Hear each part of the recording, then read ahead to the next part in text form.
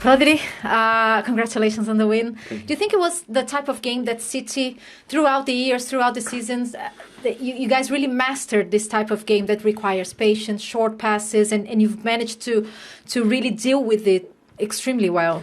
Yeah, I think we learned from the last game from Crystal Palace for the same result, got the same feeling of the game that we were controlling, but at the end, 2 chances they have, they draw us. So yeah, we keep focusing.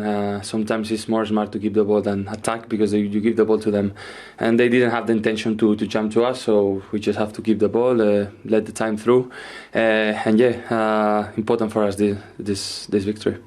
Your goal. Could you talk a little bit about the goal? Because Foden protects the ball, and then you act really quickly, and you really attack the ball to score. Yeah, I saw that pass in between the lines. That, to be fair, is the only way you can punish these kind of teams. They're so narrow in the sides. They always have one more man. So we put this ball inside. That we worked for it, and I thought that he could set to me, chip a little bit the ball to get the tackle, and then to be honest, I didn't have the intention to shoot, but they were dropping. Mm-hmm. So I said, I'm in the frontal area, I have to shoot. And that was goal. And Manchester City now unbeaten in their last 49 games that Rodri has started. They're up to 40 points into the top 3, just 2 behind the leaders, Liverpool. What a nice return it's been since they were crowned world champions. Couldn't ask for a better return, to be honest with you. I think coming back from that, sometimes when you win stuff, your first game is a little bit up and down, because obviously the mental side of it took to win that game, but they've come back and they played a hard game against Villa, came out of that well, and now they've done a professional job on Sheffield United, although I think they didn't get out of second gear.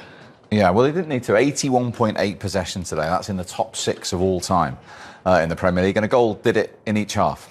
Yeah, I mean, they absolutely dominated the game, and obviously I think everybody anticipated that, that amount of possession. But I think Pep probably would have hoped they would have been a little bit more clinical, maybe with the firepower that they had out there, Grealish and Foden and Alvarez.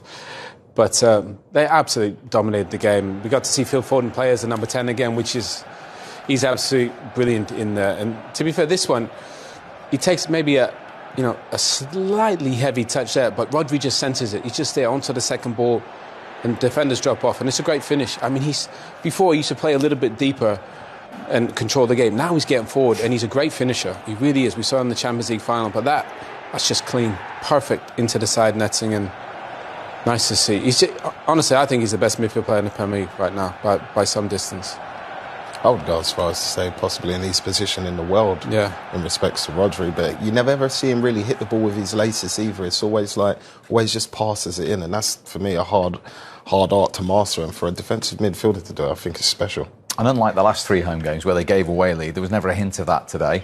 Julian Alvarez again amongst the goals, but you loved the build-up to this. Yeah, the build-up was fantastic, especially from this little guy here, Oscar Bob. He's so composed, and the pass he sees through 3 players, and then Phil Foden's ball in was just as good, really. And Alvarez, what you want from your strikers, to be going in at the back post, and we saw a chance like this in the Luton game, where he doesn't go forward, but he gambles here and he gets an easy tap in. I mean, ridiculous, all these players, aren't they? Oscar Bob, Phil Foden, Alvarez, Bernardo Silva. I mean, it's unfair, really. All these guys that can link up and play together, and they're so sharp. I mean, to think they're missing, the best centre forward in the world, the best creator in the world, and still playing like this is remarkable. 2-0 then today for the champions, and a clean sheet for the first time in 9 games. Here's what the manager thought about it. Pep Guardiola. What was it about this performance that made you the happiest?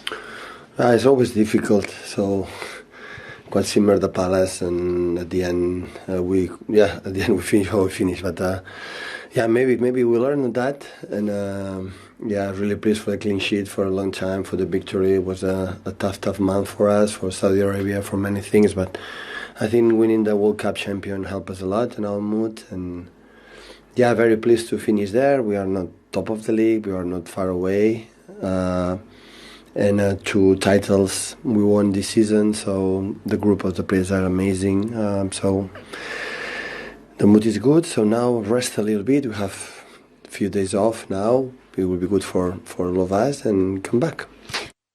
Yeah, what a few days it's been, what a year it's been. No side, remember now, has won at the Etihad in any competition in 2023. The last Premier League team to do so, Brentford, way back in the May of the previous year. it's a big ask to win that many games, especially at home, just in the Premier League, let alone in the Champions League, getting to the finals and all the... It's a tough ask, but they did it. I think that what shows more is impressive to me is the mental attitude to make that place a fortress. Because some teams do come there and frustrate you, and sometimes they have been behind in games, but they always seem to either claw them back, draw them or win them.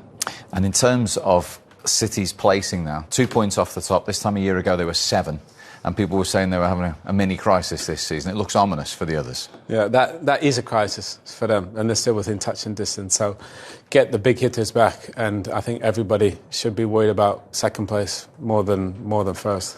OK, let's start our review of an eventful afternoon